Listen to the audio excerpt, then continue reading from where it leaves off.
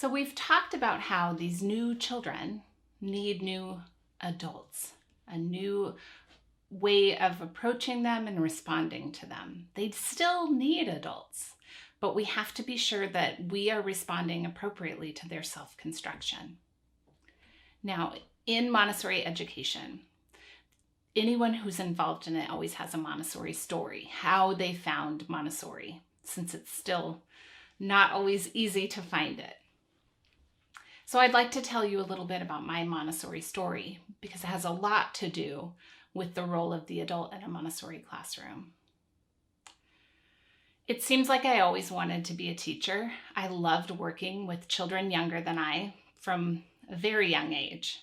I had a chalkboard in my bedroom that I would line my stuffed animals up in front of, and occasionally my brother, if I could get him to sit still. And I would take some old workbooks from school and hold them in my arm and stand in front of that chalkboard, writing things and teaching my little class. Because this is exactly what I had seen in my mainstream education, that this is what teachers did.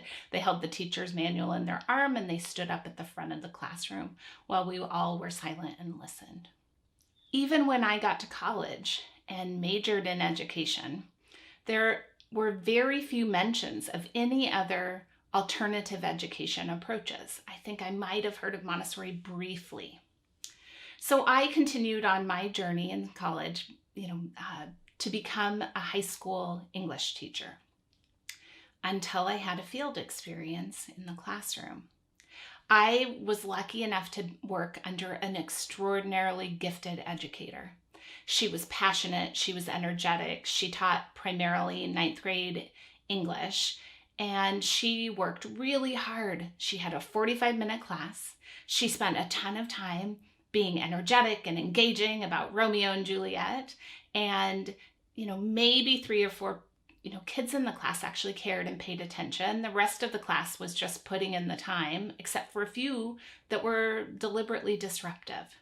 And she did this for one class and had a 5-minute break, and then she did it again. And she saw something like 200 students a day. After watching her and actually doing that myself some in her classroom, I realized that I could not be a teacher in that kind of system, that I couldn't maintain that energy and that it took to do that. So I decided I would never become a teacher.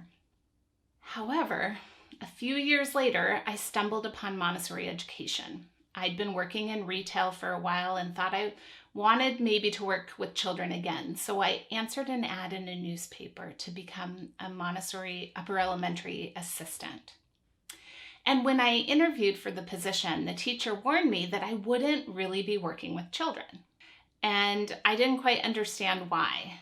But as I worked in this environment, I saw it. They didn't need me, certainly.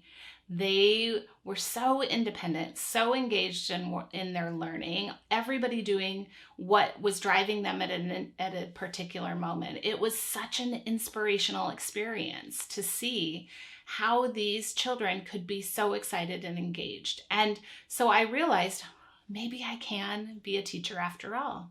And I was lucky enough to be able to go and take my AMI elementary training.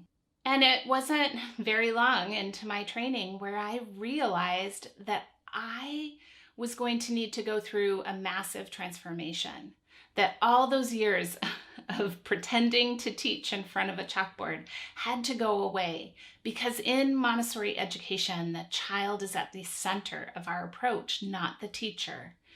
And I was going to have to shift all my thinking to be able to be that new adult who could work with children in a Montessori classroom. And that's because in Montessori education, the teacher is in service of children.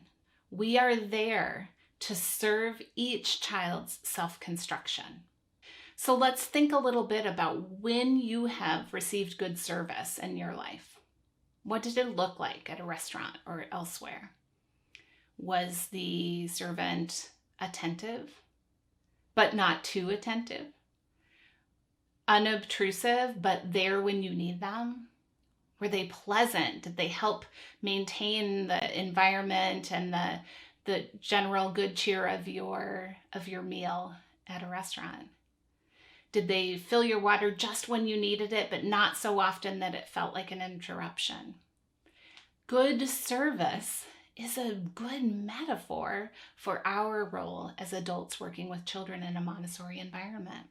We're there to serve their self-construction and their development, and we need to do it as effectively and unobtrusively as possible. So we'll talk a lot more about how we fulfill this role we have with children in this different way, how we function as effective servants to their development while still supporting their self-construction.